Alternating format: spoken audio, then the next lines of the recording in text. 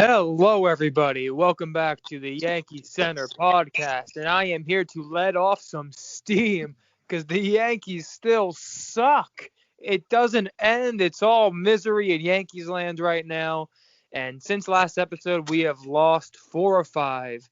My God, I am depressed. Tom, how are you feeling right now? Uh, it's not ideal. It's not what you want, in the words of much better manager Joe Girardi. Ow. Uh, and yeah, things have poo-pooed early in this season. Not not too impressed with this team. The only saving grace right now is the fact that a lot of the division is struggling. Like the Red Sox have lost like 3 out of their last 6. I mean, three, like they've been mediocre the past week. So like they haven't like lost any ground, but they haven't taken advantage of this homestand and gained any ground. They just got their asses kicked. I know it's too early to scoreboard watch, but like I when you're don't even already care. yeah, but when you're 5 games back, I just don't want to get to like 10 games back, and then you're at like an insurmountable kind of level, and it's like, oh fuck, I can't bother. Like when they look good, they look good. It's as simple as that. Once they're there, they would come back and they will catch up because the Red Sox are gonna regress eventually, and the other teams in the AL East, I never fully believed in anyway, not at least entirely. So I'm not worried about any team running away with it aside from the Yankees if we get hot. Like if we get hot, it's to me it's an easy division win. I'm gonna be honest, but it's if you're never gonna actually figure it out though, then this team obviously isn't gonna figure it out. They're not. I'm mm, not sure if what's real and what isn't right now because this might be bold, but I have possibly more faith in the rotation than the lineup for the rest of this year. And this is partially recency bias. I know, I get it, but I really think there are some legit long-term concerns in that lineup. And when looking at the rotation, I still think it's going to fix itself in the end because Cole is Garrett Cole, and we all know that. Montgomery he's been pretty good for the most part. I've liked what I've seen from him, and it's still early on. Tyone made big progress, which we're going to go into later, and even Corey Kluber, man. I mean, he wasn't that good in his last start, of course, but did he take a step forward, in my opinion? Yeah, he did, and I know that there's a lot of rust on him and Tyone, and over time, I think you're going to see those guys get a lot better. And I'm sure fans don't like me being optimistic about that, but I'm not going to lie and say I think they're going to suck because I really don't think they are. But for the time being, no, this is not ideal because we need innings, and those guys are not really going to be eating innings for us. That's just the reality of it for the next month or two. yeah. I mean, it can't be this bad, you know. It, Oh, it it can. It can. but I don't think it will be. Uh, you know. Uh, yeah. I can't believe I'm so shocked at the offense being this bad. I don't think we've ever seen a team slump last this long. Like No, this no. is We've had like a few days slumps that are this bad. We never even had a week slump that was as bad as this one at least. Like even in those week slumps, we'll this still is have like plenty of 3 or 4 run days mixed in there on occasion. Like those still happen, but we haven't even been getting those. Like it's just nothing. Like I've never seen the Yankees offense like this, and with a team with just so much talent, it's impressive that they're able to do this bad. Honestly, like there's too much talent to even understand remotely how it's possible. Honestly, like I don't get it. it is it is like the worst offensive slump I've seen, and it's just like what the hell, man. I mean, and like we'll get into the Ray series and shit, but it's bad right now. Like I can't believe it. You big like we're not even making solid contact No, besides like we've only had like 2 hard hit balls like in the Brave series. dude, we're hitting everything on the ground. Literally, Everything's hit. everything. They're either hitting ground balls or they're popping up. And every time I think that we have a shot at a home run, because when we hit a line drive, I swear to God, the ball always fucking dies. Like, like every time there's a swing that where last year, I feel like it goes out. It just doesn't carry. It's like, aside from the dead ball, it just feels like a Yankees curse right now, man. Like, even when I think we have that potential stroke of luck, it just doesn't come through, man. It's wild. I've never seen anything like it. And just looking down the lineup, I'm gonna be honest. I think there's quite a few guys here where I think about it, and I'm saying to myself, I'm not sure if these guys are gonna rebound. Like, I'm really not totally convinced. Like, am I gonna sit here and tell you right now I'm convinced Aaron Hicks is definitely gonna rebound? No. Can he? Oh, totally. But even if he does rebound, what is an Aaron Hicks rebound? Is it like a 750 OPS guy batting third still because he's a lefty? Or switch hitter rather? Might be, and that's pretty shitty still. Gleyber Torres, what we all know what he can do, but let's keep in mind the guy sucked in 2020. The guy has sucked so far this year, and in 2019, I don't like being this guy. I hate being this guy, but it's at least something to note. Take out his stats against the Orioles, and what do his stats look like? They're not as pretty, I can promise you that. Like, at all. Even OPS wise, taking out the cumulative stats, like, it's not good. So I'm not even totally sure how he's going to rebound this year. And you keep going across the lineup. Gary Sanchez, he's back to what he was before. He's just a freaking potato at the plate right now. The guy can't do anything. And I'm not shocked. I was happy when he had those 2 games with homers to start, but I said as soon as that happened, let's wait and see. He does this a lot. And I don't know, man. It's just all. I don't have faith in a lot of these guys right now for now and the future. I'm going to be honest. I don't. Yeah, Gary's first month has been basically what happened in spring training. Is like hit 2 quick home runs, right? You think, he's back.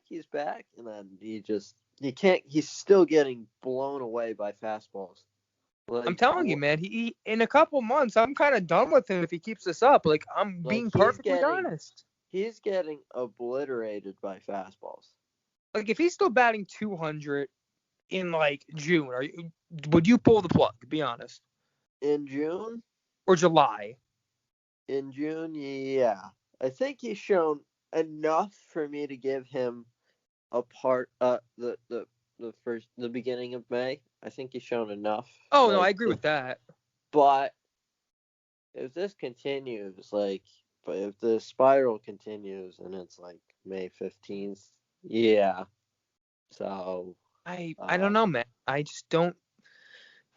The Yankees have a lot of. Especially if we continue to struggle too. You have to figure that we're struggling. We may need that defensive catcher in Higgy, and Higgy's got pop too, so it's not. And it's just you can't. Gary's here for his bat, so when the bat isn't working, it's like, what's the point? Not good. I mean, I forgot to say, Hicks from the left side, it just hasn't looked the same since his elbow injury. To be honest, it's just. He's been drawing more walks the last couple games. I'll note that. Yeah, don't swing, Aaron. I mean, I'm gonna be honest. That's probably his best bet to get on base. Just don't swing. Just don't swing. He took some walks. He didn't even pimp them. Yeah, that's how you know he's off. It feels like we need he's not feeling himself right now. No. It's bad. It's bad in Yankee land right now. Everyone's sucking ass right now. Like, if I'm gonna be perfectly honest, I think the guys that I'm confident will be fine are Judge, Gio. Yep. Trying to think. Voit, obviously, when he's back, I have faith in him for sure when he's healthy. DJ, I think at least. The only reason why I'm slightly worried with DJ, and I don't even want to say I'm worried because look at what he's done the last 2 years. I mean, the guy's entitled to a month slump. They happen in baseball. We all know this, but right now he's right in line with his Colorado type of season right now, where he's batting 290, 280s with that 700 OPS. He's in that range right now where it's It's a little concerning, but the thing is, the ground ball rate is right where it's been with the Yankees. He's not. It's not really going up much at all. Maybe like 2% now after last night. It's not nothing to be concerned about in that sense. And even the launch angle, it's gone up for DJ. So it's really just straight up hit the ball harder. He's just not seeing the ball well. So something like that is something you don't worry too much about with a guy like him. So I think in time he'll his numbers will round out. But the rest though, I couldn't tell you what to expect, man, and that's scary because it changes not just this season the outlook, but it changes the future of the Yankees entirely if certain guys aren't what we hope they are. I mean, if Torres and Hicks and Sanchez fall apart hypothetically, and I'm not trying to, again, people will get on me for Torres, I know, but the guy has been a below average defender at shortstop. He's had one really big season. His rookie season was good. His second year was really big. But even again, the big season, inflated by I think a juice ball a bit, and also facing the Orioles a lot of the season. So you mix that, you consider that, and along with 2020 and so far in 2021, and just the mental side of him. If he has a bad year this year, I don't care what anyone fucking says. Come at me. I'm gonna consider trading him when there's a crazy shortstop market that's once in a generation. Once in a generation, you get this kind of shortstop market. So if I'm the Yankees, I really take a hard look at that if Gleyber Torres does not get the job done this year. Yeah, I mean, Gleyber has not been good for a while now, to be honest. I There's mean, no power. Like that's the most concerning thing for me. There's been a power outage with Gleyber. He's only had 4 home runs since the beginning of the 2020 season. So, and yeah, you can say, oh well, 2020 didn't come into the best shape, and then yada yada yada. He did have a really nice September. I'll give him that in the 2020 season. I think that's where he hit his 3 home runs. I don't know. It was okay. Yeah, it was okay. And then like October, he had a nice home run off of Snell. No, it wasn't off of Snell. I think it was off of Yarborough. So, it's been, but like for the most part, it hasn't been good, and it's really carried over into this first month. He had a really nice spring training too, which is really weird. It's just like it's like it's in there.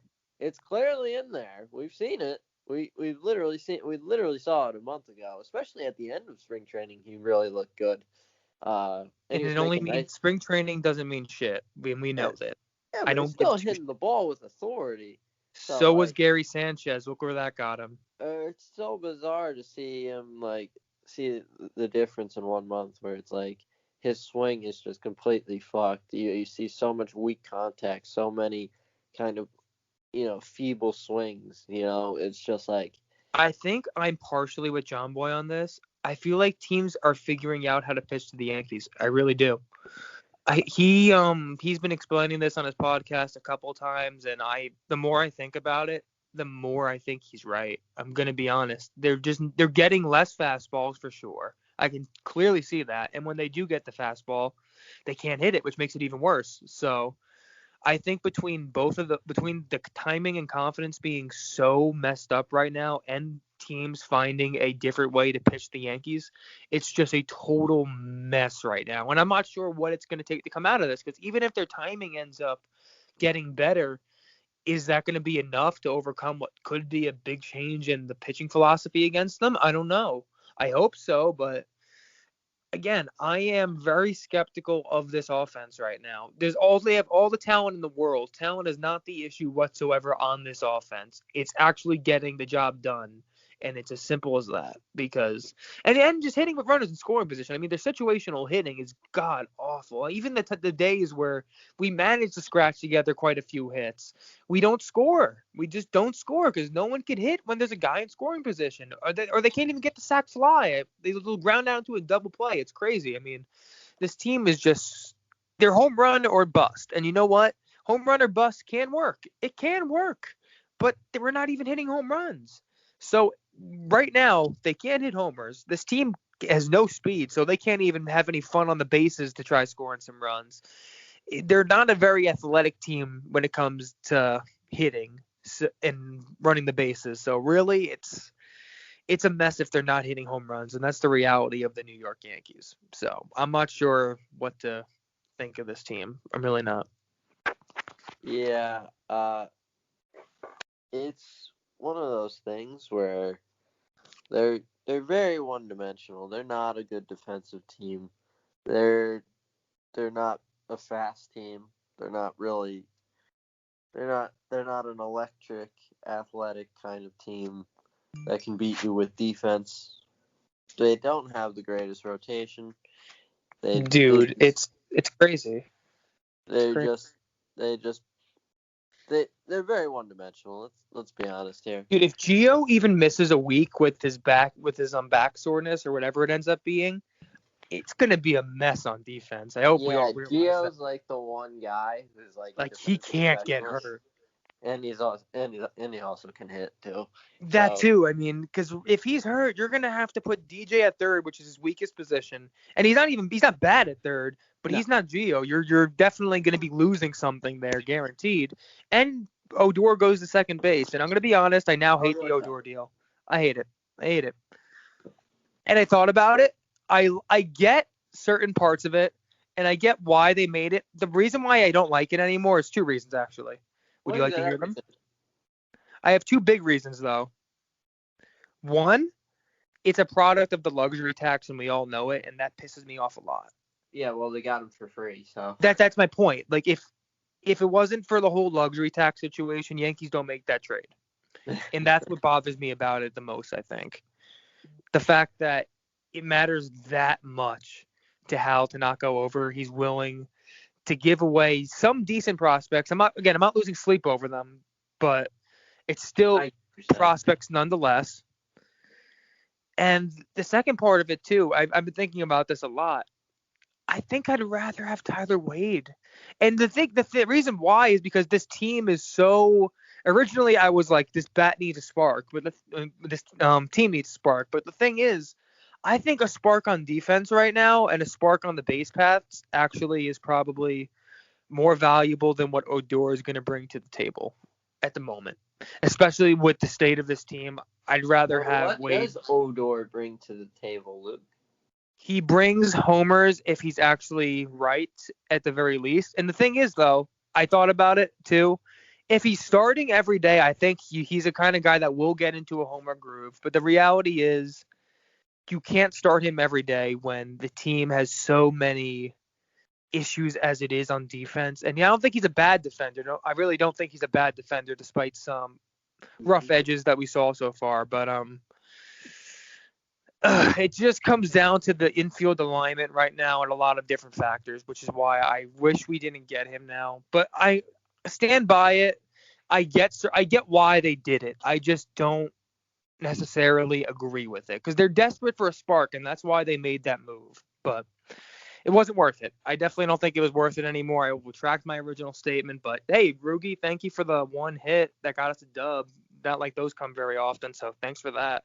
Yes, and thank you for whenever you hit a routine fly ball for bat flipping. It makes a lot of sense for you to do that, Rugi. You realize it's angry bat flipping, though, right? I hope it is. It is. I hope it is. Common sense, Tom. Common sense. Yes, please, for the love of God. Now, obviously, I don't know if you mentioned earlier, Eddie isn't here, so I'm just gonna. Yes, I forgot to mention that. I'm just gonna say his thoughts right now. Gary sucks. Everyone sucks right now. I'm pissed off at Boone. I'm pissed off at Cashman.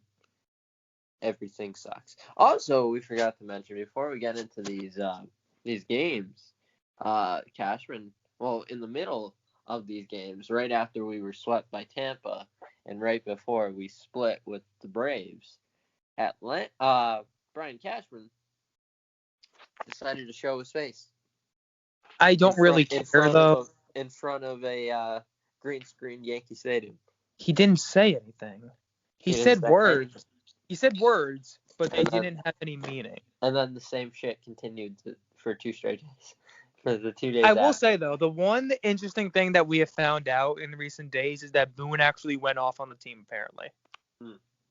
Yeah. That does. I do really wish I could know what he said. Like I want to know, like, is Boone going off? Do they mean like him going off by his standards, or him actually like going batshit a little? Should be both. Like, is it like Hulk going nuts, or is it like Professor Hulk when he pretends to go nuts and he can't really do it?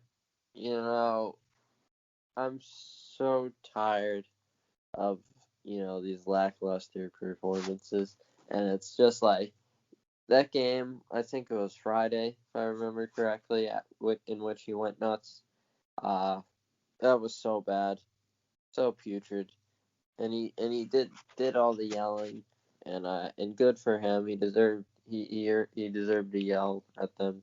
But then freaking what? I mean, they continued the same shit. And Sunday, when Gary Cole was pitching, you have Aaron Hicks bobbling 2 balls, getting a bad jump on a ball. Maybe still could have caught it. I don't know. But he bobbled the ball and he cost the force out, and it subsequently cost a run. And then you got Clint catching a fly ball and just chucking it to first base. And it's like, guys, what are we doing here? So funny. So funny. Like, what the fuck? Oh man, do you just want to do a recap of these games quick? Let's do it. I'll get that over with now. I just want to do it. All right. Yankees versus Rays at the stadium. Oh my God, this is a big series, Luke. This is a big series. I'm so excited. Yeah, I'm real excited. If we win 3 out of 4, we're really on track. Actually, it was a 3-game series. Oh, it felt like 4 though. If we win 2 out of 3, we're really on track, and we would have lost that 4th game. Trust me. Well, the Yankees gave it their best effort, and you know what their best effort is? No, they didn't. Oh, yeah. No. The sad part is, I think right now this might be their best effort. That's the scary part. I have a quick rant before you get into this. I think I know what you're gonna say, but fucking Nick Nelson. I understand. I like Nick Nelson. Whoa! He actually had a good game last night. I like Nick Nelson. I do. I like him as a reliever. I do. He's got nasty stuff. He's got a good fastball, good changeup. Command needs work, obviously, but Mike King earned that start. Oh, well, that's just Boone being an asshole. That has nothing to do with Nelson. Well, it's Boone and probably he probably like that was probably an animal. I'm gonna go on a mini rant about this after we do the series. All right. Yeah, then we'll discuss it more. Mike King earned that start. Everyone. No, you're right. Okay. That's Mike King's start. So go for it. First game of the series, Yankees versus Rays at the stadium, and we're all thinking, are the bats finally going to come alive against our division rivals? Well, not much of a rivalry right now. Yankees continue their hitting woes against Tampa Bay, and who do they have on the mound? Do you know, Tom? No, I do not. It's Michael Wacha. Or should I say Sandy Koufax? Oh, my God, this man. 6 innings pitched, 1 hit, 9 strikeouts, and just 2 walks against the New York Yankees, the Bronx Bombers. But I guess there's no bombs in this lineup right now. Yikes. Following Tampa Bay with Wacha is Richards and Strickland, and they combined for 2 earned runs over 3 innings, and those 2 earned runs came from a Giancarlo Stanton homer in the 7th inning. The Giancarlo garbage time homer. Yep, and I didn't even get to the Rays offense yet. The Rays, my God, they really put on a show for the Yanks. They managed to score 8 runs. 8! 2 came off of Nick Nelson, 2 earned. None off of Mike King, because Mike King is actually very good, but the Yankees don't seem to really acknowledge that often enough. Luis Cessa gave up 1 earned run, but 4 runs total. But you know what? The Yankees off defense is just being the Yankees defense, so I'm not going to get mad at him. And Lucas Licky, who is being used as the long man this year for some unknown reason that drives me fucking nuts, ends up going 4 innings, 2 earned runs. Wow, that He was. actually saved the bullpen doing that. I love, Lucas Licky. I like him a lot. I have no issue with him. I just hate how the Yankees use him, man. Mm-hmm. I think he can be a really good one-inning reliever, and that pisses me off because he's never going to get to be that if they keep using him this way. He'll never get to improve, and it sucks. It really does. Yeah, he's a perfectly nice reliever. No doubt about that. He's doing a nice job for himself. He's getting a ton of swings and misses. He's getting a ton of bad luck, by the way. Oh, yeah. I mean, bad defense, being left in too long. It's just, it's like every time he has a good outing, they always try to push him one more. It's like, oh, God. But whatever. He's a good reliever. Good job, Lucas. You're like one of the few people that aren't on the shit list. One of the very few, yes. Uh, Even Gio made an error, man. That's rough. That's how you know times are tough. That the Yankees' lack of fundamentals these last 2 years is kind of alarming because this is baseball and you're at the highest level of baseball. I don't expect Gleyber Torres and all these players to make these incredible highlight plays. But what I do ask is that when a ball is hit to you, that you catch the ball, get in front of the ball, you throw the ball. That's it. And yeah, that's all I ask. I don't think that's asking for too much. I think you should know where you're throwing the ball, Clint. I think you should know I think also this is going to Sunday's game really quick. If you bobble a ball and you fuck up the first time, how do you bobble a ball and fuck up a second time? How does that happen? How are you not locked in? We'll discuss it after this. Let me finish up this series. Go for it. Second game of the series on Saturday, April 21st. Not a fun game again. The Yankees again give up more runs against the Rays. They give up 6. 4 coming from Jordan Montgomery, who actually looked pretty decent. He just ran into a little bit of bad luck, I guess. It wasn't all his fault, honestly. He looked decent overall. I liked what I saw from him, but the bullpen again does good enough. Loaizaga goes 2 innings, gives up 1 run, and Justin Wilson gives up 1 run. But the Yankees offense, they just can't do anything still. They score 3 runs off of the relievers. 1 came off of Glasnow. The other 2 came off of Springs and McHugh. And, it's not what you want to see. Glasnow, though, they were actually making him work. They had him on the 5 ropes. innings. They did. He only went 5 innings. They didn't hit, man. They didn't hit. They had their chances against him. They just couldn't get the job done. They had bases loaded at one point, but they just couldn't do it, man. It sucks. I mean, this offense... Krypton had its chance. Oh, I'm sorry. They don't take advantage of their chances, and it's a damn shame. And that's why this team's not going anywhere right now. But not what you want, in the words of Joe Girardi. But we'll go to Sunday quick, and we'll do a recap we'll kind of discuss some of the parts of the series. But the final game of the series, just as depressing as the others, maybe slightly less, because we only gave up 4 runs this game, so that was nice. We didn't give up as many, so. Yeah.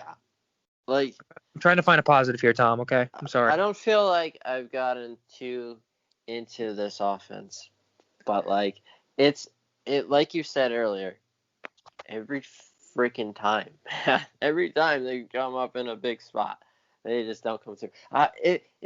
It's every time, man. And the biggest problem here is you can't lose on days where Cole is pitching. You can't. And Garrett Cole was pitching this game, and he goes 6.1 innings, 10 strikeouts, 2 earned runs, 3 runs total because of bad defense. I mean, he did his job, and Chad Green follows it up with 2 scoreless innings, and O'Day goes .2, gives up 1 earned run. But again, you can't get mad at O'Day for giving up 1 run. The guy is still doing great on the season. I think that might have even been his first earned run of the season at the time. I mean, he's been doing great. All the Yankees relievers are doing great pretty much. It's what you want from them. But the lineup, man, they just haven't been getting it done. And in this game, we managed to score from another Giancarlo Stanton homer early on in the game. That was for the first run. Not garbage time, that one.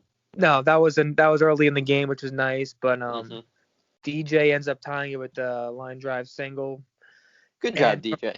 Yeah, good job, DJ. And from there on, the didn't go well. Not what we wanted to see. They scored another 2 runs, but you know what? Sometimes you got to score more than 2 runs, Yanks. Just a word of advice. So the Yankees lose because they can't score, and that is the story of the season so far. But I will cover this now because we briefly discussed it earlier, and I need to rant on it. The Yankees need to stop trying to be the Rays, and that is their biggest problem when they face them, man. They try to be the Rays, and it doesn't work. You can't outraise the Rays. They're the Rays. They made this whole strategy. This is all their idea. You're telling me you're going to beat them at their own game? You're not. I can promise you you're not. And the thing is, the opener is not something you use strategically, in my opinion. At least you shouldn't. That's something you use because you literally have no choice, usually.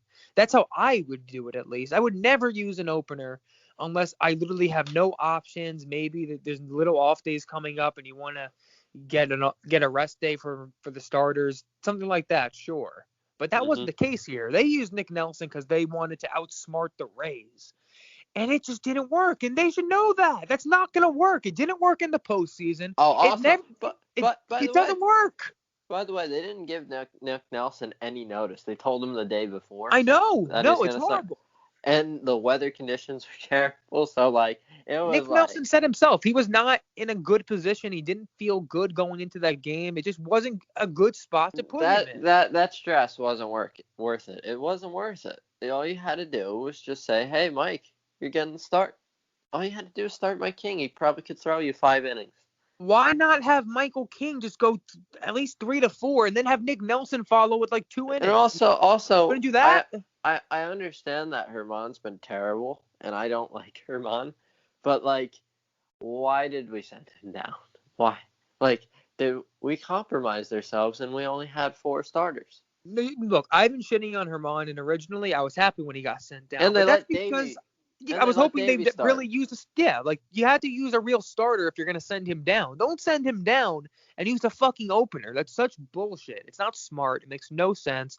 The Yankees, trying to play roster manipulation games. They're trying to be smart. And you know what? While they try to be smart, the reality is other teams are looking at them and thinking they're fucking stupid because that is exactly what they are. And they look stupid trying to be smart.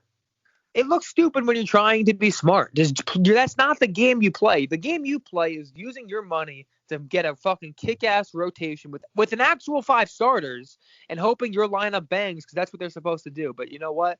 None of that is happening right now. But one way or another, you paid for these fucking starters. You got 9 different starters. I mean, I'm not even exaggerating. We went into this season talking about how the Yankees have crazy depth in the sense of they have so many different names they can go to start. Yet they still ended up using a fucking opener. It's bizarre. It makes no sense. And they should be ashamed of themselves for being so freaking dumb. So that is how I feel. Show Mike King some trust too, man. He is not giving up 1 earned run on the season yet. Not 1. Come on. Just show him some trust. I mean, King's an awesome pitcher, man. I don't. He is. I don't understand. It. It's just he's taking a big step forward, man, and know how they're rewarding him by jerking him around. I like Nelson. Nelson's a good reliever. He's a reliever, in my opinion.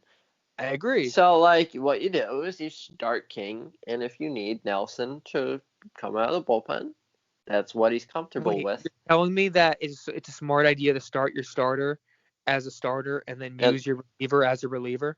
Correct.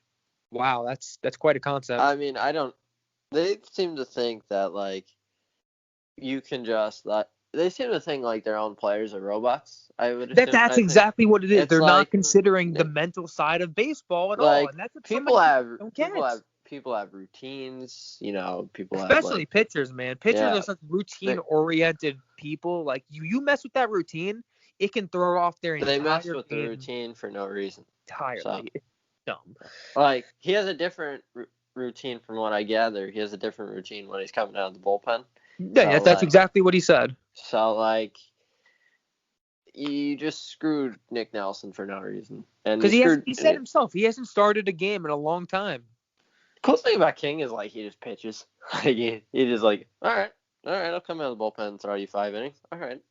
But it's just annoying, man. Like they're not robots. You can't tell a guy who's been mainly coming out of the bullpen that you're getting a start tomorrow, a day before your start. You didn't even get a chance to throw a starter's bullpen, if that's such a thing to prepare as a starter. You didn't have any time. It's like, hey, you're starting. Oh, what? Okay. And it's like, there's no reason for it. And then obviously the offense laid a big egg like always. And this was a mess of a series, man. Like, defense sucks, offense sucks, pitching wasn't good. While the pitching was okay, besides the first game, it was manageable. There were 2 winnable games. We should have won the Cole game, and we had a chance to win Saturday's game. And can you imagine how we would be feeling if we won those 2 games and won 2 out of 3? And we would have been feeling much better. And depends how we win them though, because if we still win them the way we won like last a win's a win. Ago, no, it's not. A win is not just a win. A win is a win. It counts in the win. It counts as a win, but it doesn't matter if the long term. When you're struggling like we are, you take any win you can get. No shit. To survive. You take the win. No shit. But the win means little to nothing. It doesn't feel great. It means nothing. I'm gonna be honest. It means something. It's another win to tally in the win column. But it's not, until you face a real team. It's not a good win per se. It's more like okay, we won. I'll disagree with you. We barely squeezed by the. it means something because we're no. But I'll tell you exactly what it means. It means you got lucky, and then now the next 3 to 4 games you're gonna go back to normal routine, and you're gonna do nothing. So I don't care. I disagree. Lucky wins are good when you're actually winning games the right way as well. When you're only winning lucky wins are good whenever. You just want to win games, man. Well, of course you take the fucking win, no shit. But I do not feel like you're not remotely taking the win, good. Though. No, I'm taking the win. You don't have to feel good about the win. You trust me. I'd rather be 6-11 than 0-16. Supplement any potential future good win, and then you start feeling good about it. I'm aware, but I'm just saying the actual outlook for the players performing, for them it means absolutely nothing. For the players it means nothing. Sure. For the team it means something. Because the team still looks like shit, but the team record looks better. That's my point. I feel okay. I understand what you're saying now. Because the team does still look like shit. Exactly. Even after their win on what was it, Tuesday? Even after their win on Tuesday. It's still terrible. I said when we won, this win means nothing because the players did not make any progress. So they're going to go right back to the players didn't do anything. The only player that actually did something is Tyon. Licky pitched well, and then Green came in, got a big strikeout, and then Justin Wilson came in, got that ground ball, and then it's all right. The bullpen has been phenomenal, but any other aspect of our team, defense, offense, starting pitching hasn't been great. Although Tyon, we'll actually get into this, but Tyon had a great start too. So, but yeah, let's actually get into this Braves series because I don't want to. I'm kind of spoiling the first game a little bit. So. All right, here we go. The Braves series. Woo! Started on April 20th. Yankees on a Tuesday coming out 6-10, and they were blowing smoke up our asses thinking we would get on a winning streak. Yeah, everyone was saying season starts today, and you know what? We got the dub. We did get the dub, like Tom said, but guess what? It was not earned at all. It was not even remotely earned. You know why we won? We won by not swinging. Gio Urshela hit a nice bomb, and the Yankees got lucky in the 8th inning with some walks and a wild pitch. They got lucky to win this game, and it's as simple as that. We had 5 hits the entire game. It was not a pretty sight at all, and we got to thank Tyon, man. He was clutch, 5 innings pitched, 4 hits, 1 earned run, 5 strikeouts. He did his job, and it was his best performance of the season to this point. He's followed up by Lucas Licky, Chad Green, Wilson, Loaisiga, and Aroldis Chapman, who end up giving no runs. allowing the Yankees to win 3-1. Bang. So we move won. on. We Yeah. won by not swinging. Yes, except for Gio. Yeah. Pathetic. Final game. Oof, all right, this one's fun. This is real fun. April 21st, Yankees lose 4-1 on a losing effort from the bats as usual. And my God, I have never seen the offense look this bad. I still remember I was watching. I didn't even watch this whole game. I'll be honest. I watched the first 6 innings and I could not bear to watch. I was so bored. I fell asleep. There were a million other things I would have rather done than watch this game. It was horrible, and I said to myself, I have better things to do. I'm not going to dedicate more of my time to this fucking team tonight. It was 6 innings of nothing. We scored 1 run later on in the ninth. Clint with a lucky hit, so I don't really care. But he needed that. yeah, good for him on the luck, but I have no faith in him at the moment still. So I'm sorry. Nice catch though. It wasn't. He dives when he doesn't need to dive. He dives at the ball. He doesn't have an angle when he dives, and it's like, Clint, you're not supposed to dive directly at the ball. Left field Clint is a scary Clint. Gonna be honest. Clint's fun, man.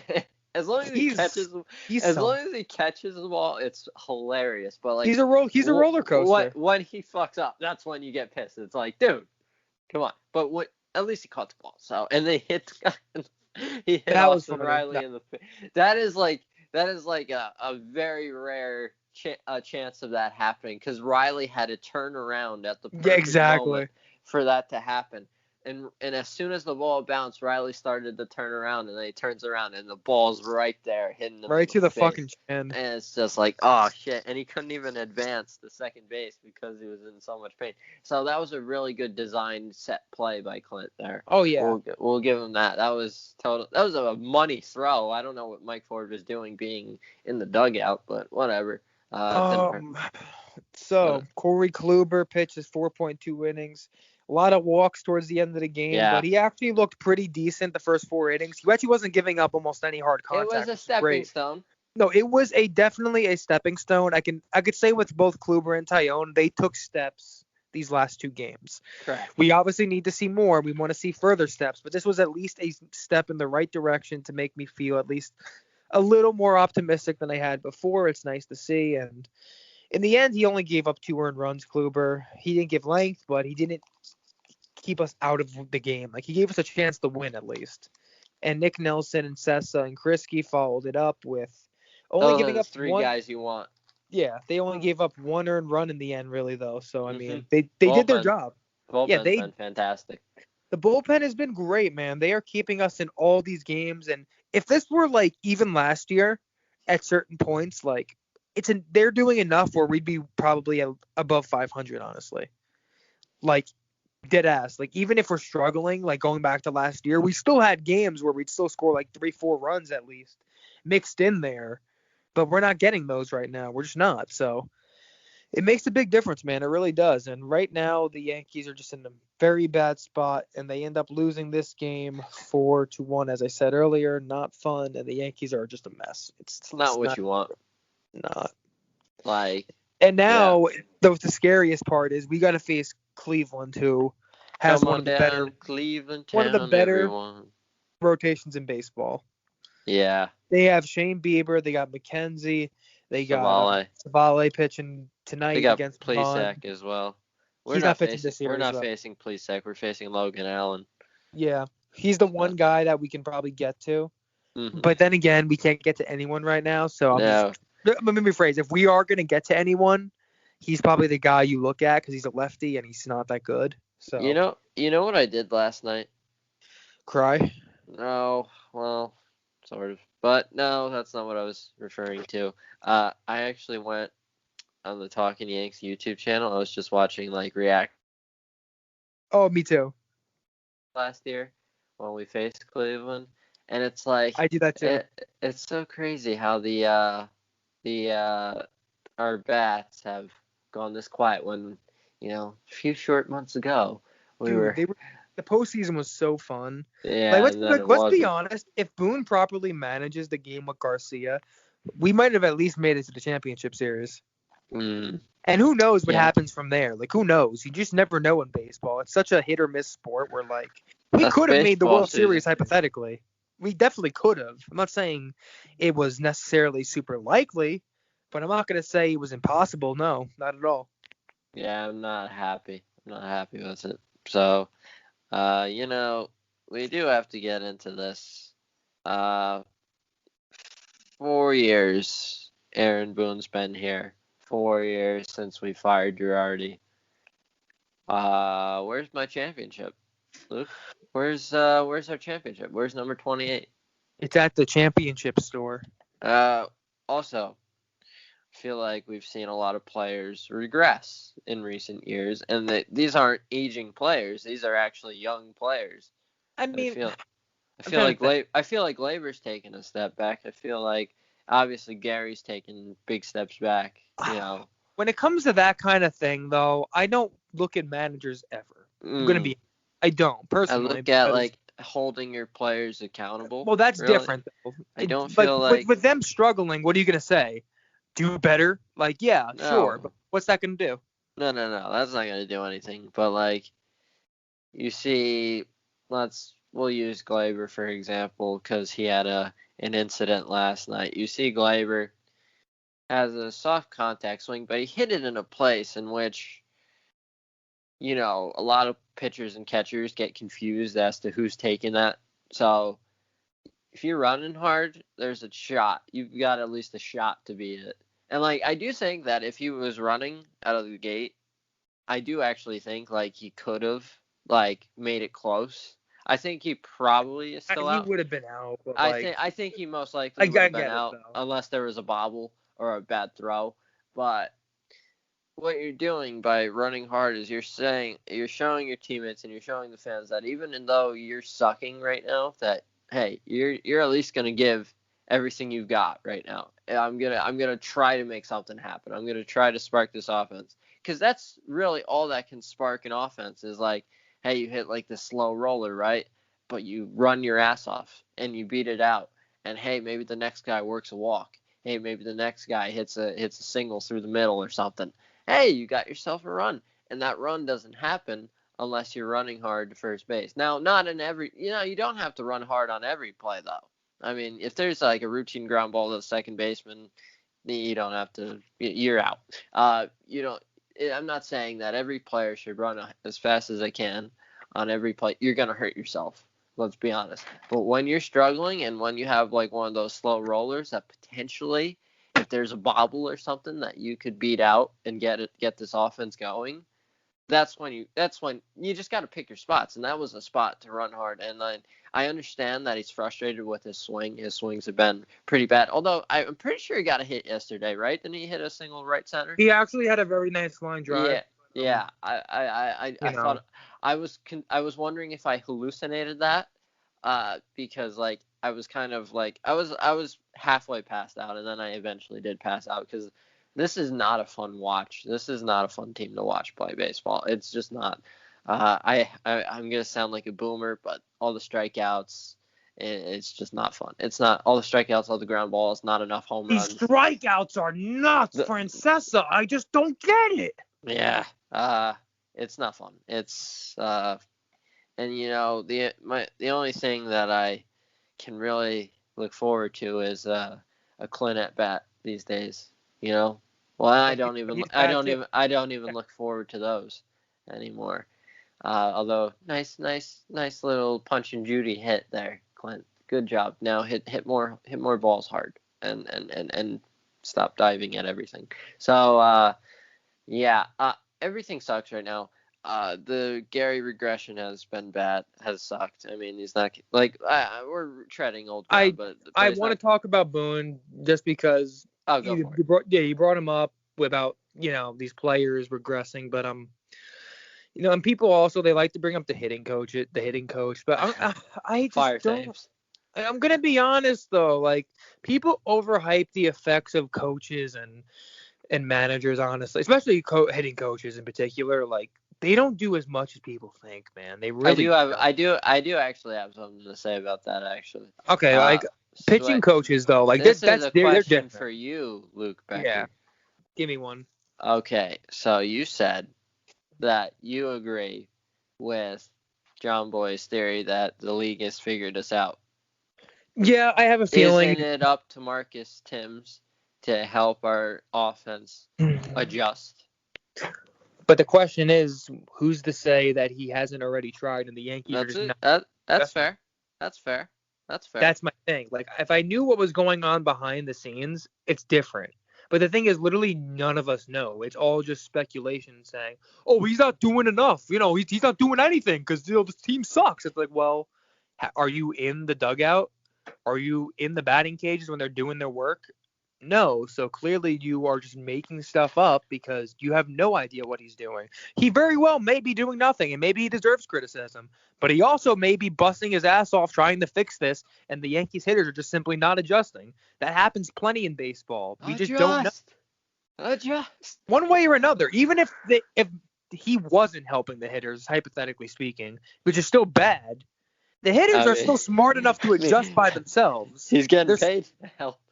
The hitters are smart enough to make adjustments on the fly. Like, they're not idiots that rely on just a hitting coach. In fact, I think most of the adjustments these hitters make are on their own to begin with anyway.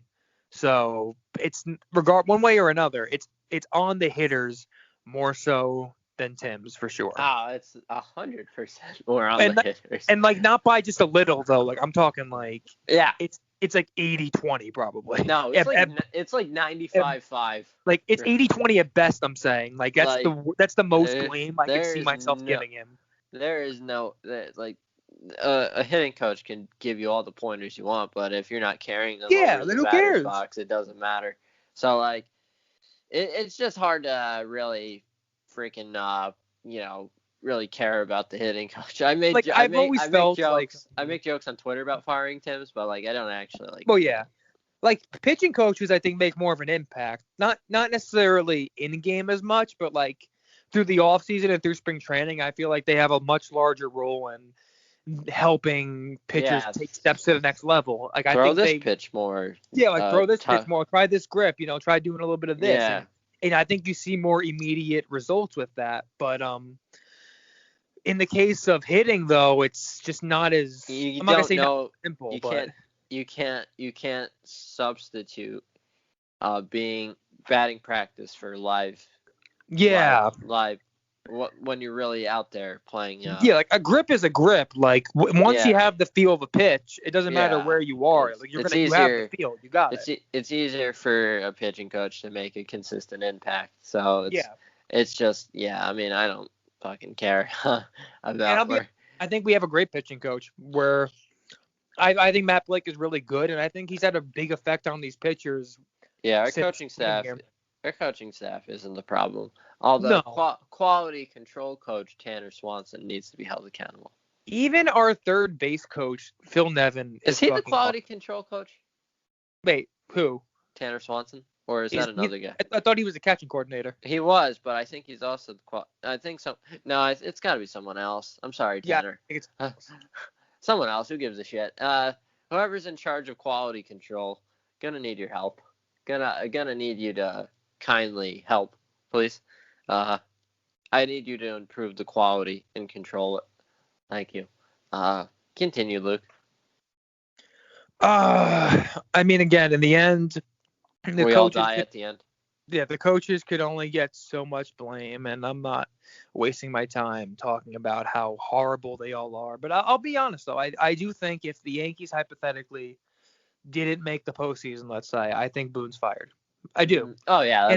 And I don't think it's because Cashman necessarily is done with him. It's just he knows.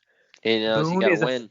Boone is a face to blame. That's a production business. It's not even about that. I don't even think it's that. I think it's just he's got to throw. You got to throw someone under the bus. Meat to the animals, and we're the animals apparently. No, that's exactly what it is. I don't think he really thinks it's a question of Boone's ability. And I think it's just watching so far. I think Boone has made some questionable decisions out of the pen. He made a lot. He's trying to mix up the lineup a little bit. Liz is making some attempts Yeah, but the lefty thing for batting Yeah, third, he was driving me gotta nuts. stop with that. Gotta stop with that. He didn't do He it last night. didn't do But it last night. yeah, Obviously, didn't work because Giancarlo's blowing ass right now, and Gio got hurt. But yeah, I mean, and also we don't have a good lefty right now.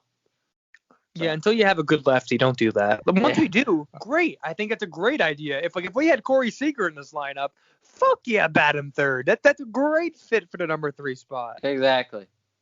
But Aaron Hicks, Not unless right Aaron now. Hicks, if Aaron Hicks is at 800 plus OPS when he's actually like full blown good Aaron Hicks, sure, I can work with that. That's at least enough when he's walking too. But current Aaron Hicks. No. Hell no. Current Aaron Hicks is like a pitcher right now. I mean, all of the Yankees hitters are like pitchers right now, but I mean, Except we're batting 206 as a team, I think. Yeah, Judge is the only guy that has above average offensive numbers, and even his numbers are kind of hollow. He hasn't really come through in big spots, except Tuesday. He actually got a hit. By the way, I don't know how Hicks didn't score on that. By the way, I think it's because maybe he thought he was up. going to catch the ball. And he held up for a sec to see if he was, and then he got a late jump, but just a guess. Base running, by the way, has not been desirable.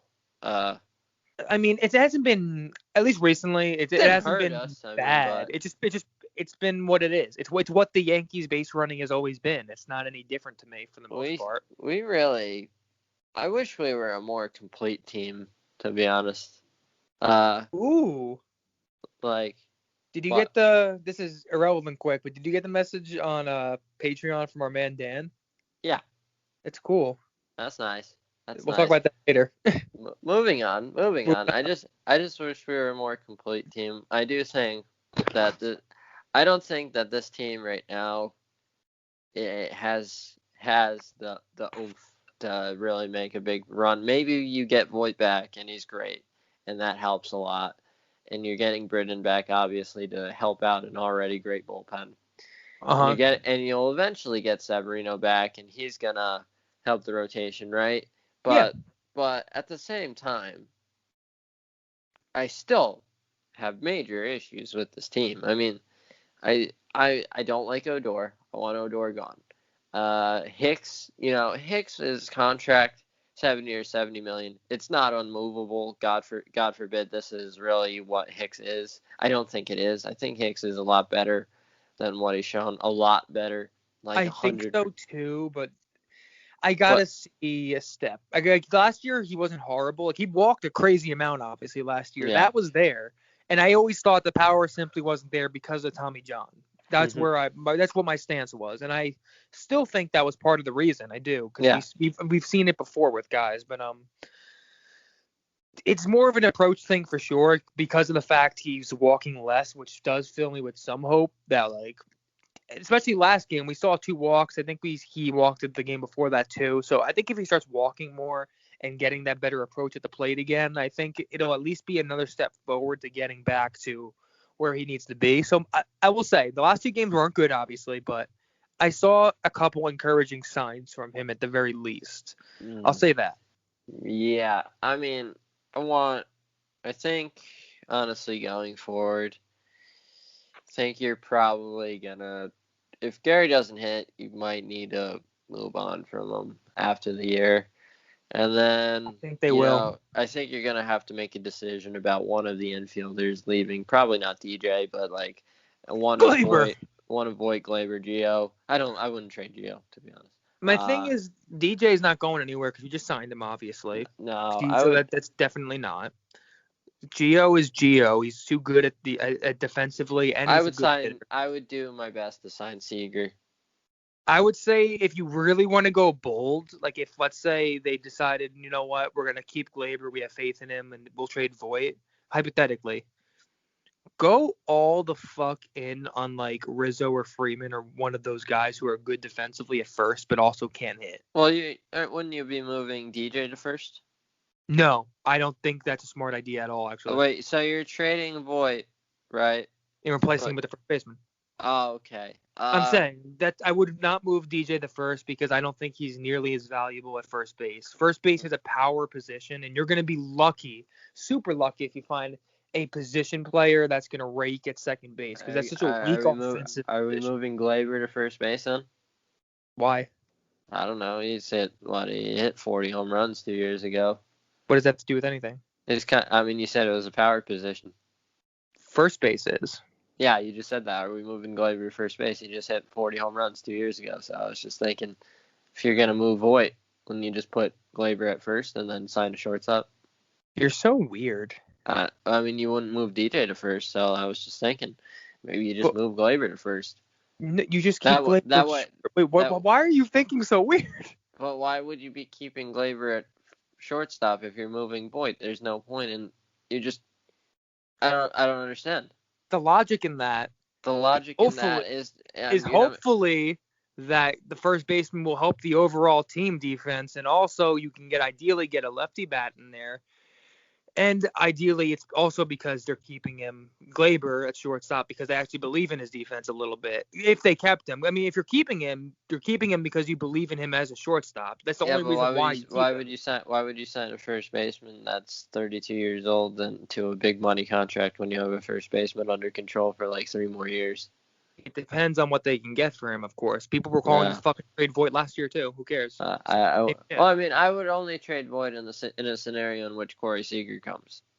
Either, and then that's dumb. I think that's dumb still. I think you're dumb.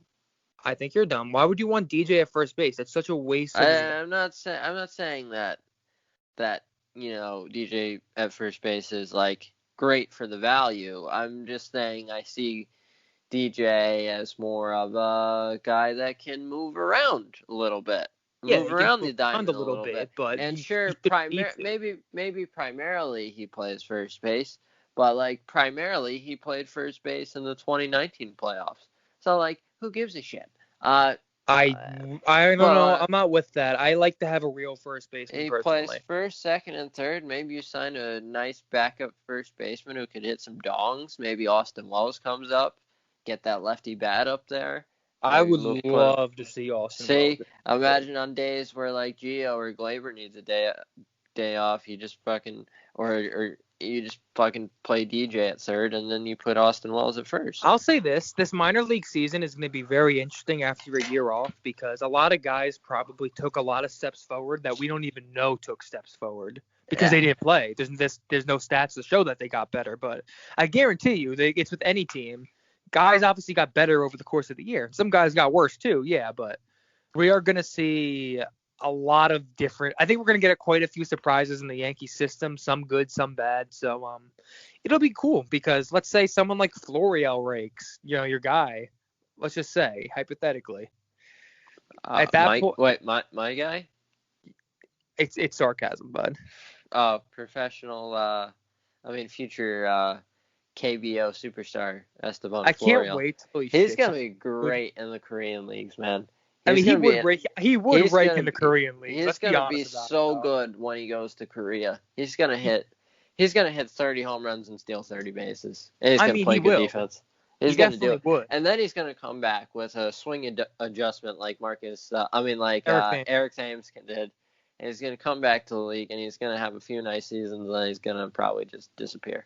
Okay, but that's already a couple nice seasons. You didn't even say he could do that. I never said. You said he was not even going to be a major league player. Fuck you. He's going to be a major league player for the Yankees. I think he's going to. No, that is not what you said. I think he's going to be a major league player for like the Texas Rangers or some shit. Here's what's going to happen. He's going to come up, right? Wow. So this is Esteban Florial's career. Wow. Okay. Well, now you're a fraud, but it's okay. Yeah, you're a fraud. Esteban Florial comes up, sucks. There's a surprise. Then he gets dealt, and then it doesn't work out in the team he's dealt to. So, he doesn't really have any options. He's been released. He's a free agent. He says, all right, Japan makes an offer. KBO makes an offer. He chooses the KBO. Weak pitching there. All right. Probably hits around 280. It has like a 370 OBP. Because he knows how to walk against pitchers that don't have any sort of fastball, I guess you can say. Hits 30 bombs, steals 30 bases, plays good defense, makes a swing adjustment like Eric Thames did. And And then you got those professional scouts. Hey, what about that Florio kid? Not too long ago, he was a top prospect for the Yankees. And they're like, sure.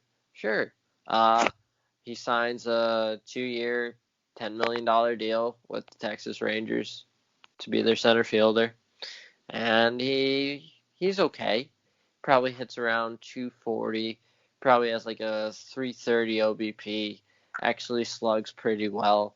Steals bases, plays good defense, and has a few nice years. But as the league adjusts to his adjustments, he goes back to being the Florial that he used to be. And that's the end of the Esteban Florial story. Thank you. Well, again, you already contradicted what you said would happen earlier, so you're already a fraud, but it's cool. But You're a fraud. It's okay. You're allowed to be a fraud. It happens. People aren't always the best at what they do, but Florio, he'll be a decent major leaguer. I really believe that, but we'll see. We'll see. The verdict's out, but time will tell on him. And I would be thrilled to see him with the Yanks. Obviously, I'm not saying it will happen because the Yankees obviously have a lot of outfielders in their organization, some possibly being locked up for the future in the form of maybe Judge and Clint, depending on how things pan out. And of course, we have super prospect Jason Dominguez on the rise. So I'm looking forward to watching him in particular most this year. I mean, he's actually going to be in games. Has he been assigned to a level yet? No, but I think that no one has been yet. I think they're probably going to assign. They'll probably wait till May. Yeah, probably sometime in May, hopefully. I'm excited. I'm definitely excited to see him because he just needs to play. Like, he needs to play, man. So I kind of would have been aggressive, maybe get him some alternate site games. I don't know, but whatever. He'll be playing this year. He's only 18 years old. He's gonna shoot up the system. Aaron Hicks, you're fucked, man. Yeah, that Aaron Hicks. I'll say that whenever Jason's ready, that's when Hicks is gone. Like, that's straight up. Like, when he's ready, the Hicks era is over. Yeah, and like I don't think Hicks is like beloved by this fan base. I don't think he's ever really been beloved by the fan base, to be honest. I mean, sure, there may be a few, ridiculous bigoted reasons as well, but like, hey, the Gary Sanchez research bandwagon account loves him. Yes, I mean, I like Hicks. I think Hicks is a good player. I think like, Jason's gonna be a special talent. I think the Hicks contract is fine. It's only $10 million a year. Maybe it's a few years rookie too long. Jason Dominguez is probably going to be better than current Aaron. Like, not when I say current, I mean like what he's been the last few years, Aaron Hicks. Yeah. Like that's how good tools are on a guy like Jason Dominguez. Like, him is going to be pretty good still. Hopefully he gets a little taller. That'd be pretty cool. You never know. I actually just found out I grew 3/4 of an inch in the last year. Congratulations, Luke. I was pretty excited, actually. I thought I was done growing, so that was a pretty big moment. Yes, I was 5'7" in senior year of high school, and now 2-3 years later I'm getting close to 5'10", so I'm still growing. Oh, I'm excited. I actually can now officially round up to 6 feet. Dick. Yeah, I'm 5'11" and a half exactly. It's just enough. Everyone's taller than me. It's okay, bud. Not everybody can be tall. It's a tall guy life is not for everyone. Whatever. It's very depressing, but whatever. Let's quickly preview this Cleveland series. Like, we kind of did it a little earlier with the pitching, but like, overall, Cleveland is actually like close to as bad as we are offensively, but they were actually expected to be. Besides Jose Ramirez, like, they don't really have too great of an offense. I bet you Ramirez is going to burn us quite a bit. Yeah, Jose Ramirez is awesome. He's going to be a tremendous Atlanta Brave in July. Am I wrong? No, that's actually I didn't think of that, but I'm really happy you said it now. That's a good one. Like, he's gonna, because Austin Riley isn't that great, although he took someone deep yesterday. I forgot who he took deep, but you're gonna have Jose Ramirez at third, Dansby Swanson at short, Ozzie Albies at second, and Freddie Freeman at first. That's a pretty nice infield. Yes, I mean, Jose Ramirez is an MVP candidate, so he's gonna be an Atlanta Brave, and Chris Bryant's gonna be a tremendous New York Met. Calling that. Wow. Yeah. Yeah, Wow. I went there. I You went there. there. So you're welcome. I didn't even realize the Mets are in first place. With the way people have been talking about them, you'd think they're fucking god awful. The right thing is like they're a little bit like us, except like Gio's a good third baseman, but JD Davis is a terrible third baseman. He's terrible, and that's why I said Chris Bryant, because Chris Bryant's not a great third baseman, but like he's back offensively and he's a decent third baseman. Like he can actually play the position, and like JD Davis can't play the position. So what you do is you rent Chris Bryant for half a year, and you either sign Bryant or you go elsewhere. But Chris Bryant right now is playing really well, so why wouldn't you want Chris Bryant? Yeah. Am I wrong? No, I get it. I mean, they he's wanted him in the basically- offseason, so He's basically a better JD Davis, like a significantly better JD Davis. they're gonna get Chris Bryant. I do agree. That's pretty likely. They wanted him to begin with, and as long as if the team, especially like if they're on the border of like first place and they're like maybe a little bit shy and they need an upgrade, Uncle Steve will get him that upgrade. We all know. I wish our team was like that.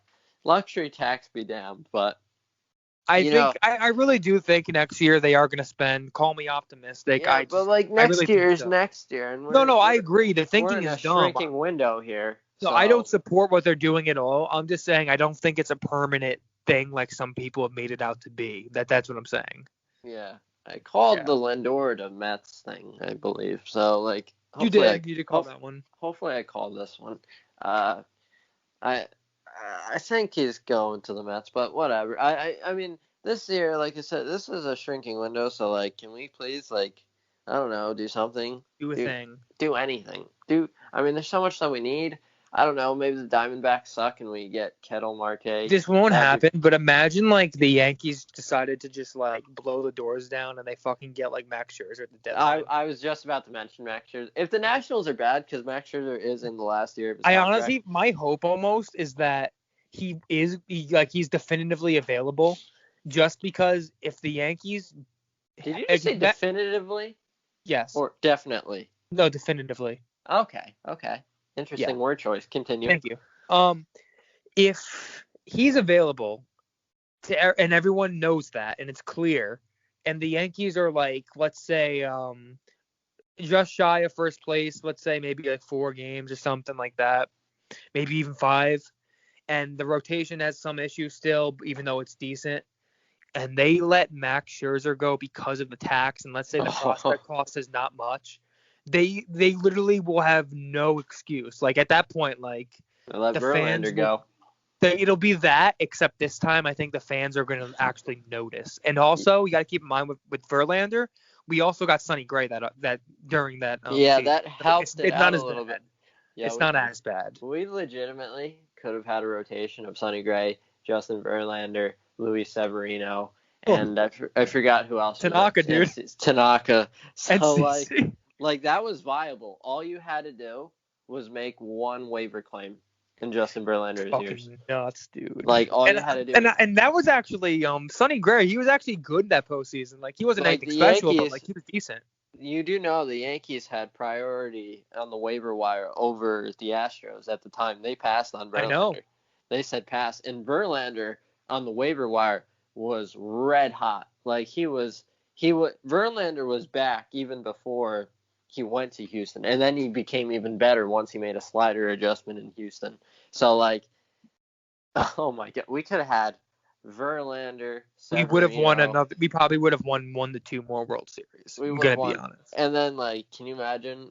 The year after getting Cole? Well, the question is, do we still get Cole? That's a good question. It's a valid thing to consider. Yeah, but still, I want my World Series, and Well, so you have an opportunity potentially this off season if the Nationals are bad and they don't look good. Their offense is like ours. They're trash, and they don't play good defense either. I mean, they're playing Starlin Castro at third base right now. They got Josh Bell at first base, Kyle Schwarber in left field. That's not a good defensive team. Juan Soto's not a good defender either. He's just a tremendous bat. Of course. And he just got put on the injured list, so he's he's out for a little bit. So you know, with all the cry for if George were still here, he'd be doing X, Y, and Z. I've always never been a fan of it, but I'm gonna be honest. If that happens, Verlander would have been a Yankee if we George pass on was- Scherzer because of the tax, I will have no problem with Yankee fans calling for George. Like, not even a little bit. Yeah, we do Like, miss it's justified at that point. It really because is. even though George was a lot of the time a detriment to Well, of course. his own team, But he was passionate, though. he lived and died by this team, and it just that Al doesn't feel that way. To be honest. He has put money into the team. I'll give him that. He puts money into the team, but it's not for Steve Cohen on the Mets, for example. That's a passion project. He doesn't make that passion project impulse buy. He doesn't say, you know what, he didn't say, you know what, he didn't say, hey, we just got Sonny Gray, right? And Sonny Gray is a pretty awesome pitcher, right? But guess who's on the waiver wire? We could add one more star starting pitcher. We could have a rotation of Gray, Severino, and Verlander in that rotation making our playoff run. It's a difference in mentalities, really. And remember, Justin Verlander the year before was second in the Cy Young voting, and he should have won. Remember, Rick Porcello robbed him. That was bad. I was actually pretty pissed when I thought Porcello won. Yeah, and then Porcello was good, but then he wasn't that good. Verlander got it back because he robbed Garrett Cole in 2019 because Garrett Cole was actually better. Is it just me, or was Rick Porcello the most random and also the weakest Cy Young Award winner from the AL in a long time? It was random. He didn't deserve it. That should have been Verlander. And he was not bad, obviously. He was a very good pitcher, but he was not a Cy Young pitcher. Let's be honest. No, he had a good year. He had a really good year. He just wasn't a Cy Young. He just wasn't better than Verlander. So, but you're gonna have potentially Max Scherzer available this offseason. He's looking okay. His fastball velocity is still up to 96. Max Greenfield, who we interviewed last year, is a big Scherzer fan. He's been updating on his Twitter about a lot of Scherzer updates. A lot of Scherzer updates, and he's up to 96. He's throwing well. He's looking good. He didn't have a great start. His first few starts, but his last few, he's looking like Scherzer. And if Scherzer is looking like Scherzer, you go get Scherzer, especially since it's only a rental. So it's fucking get that guy. And I don't think, due to the cost and due to him only having half a year left to control by the deadline, I don't think it'll cost much in terms of prospects. So really, it comes down to Hal's wallet. It comes down to Hal's priorities. Are you prioritizing luxury tax, or are you prioritizing winning a World Series? And there's one option that's very acceptable, and there's one option that I just can't live with. So you're right, and I guess we're gonna have to wait and see what happens. Hopefully, the Yankees, in a perfect world, I think Cashman made this roster under the mindset of, we have so much depth in this rotation that we definitely won't need to make a move. But the reality is, you still might need to. I hope they don't have to, and they may not have to. Maybe. It's a possibility. I'm not going to say we definitely are going to need a starter, although it's definitely still in play. But we'll have to wait and see. But I'm going to call it here. I got many things to do on this fine day, but this has been great as always, Tom. Absolutely. We have a lot to hope for with this Yankees team, and hopefully we get some dubs soon because we desperately need them right now. Sounds good. Yes. Well, until next time, this has been a depressing episode of the Yankee Center podcast. I'll see you, everybody. Peace.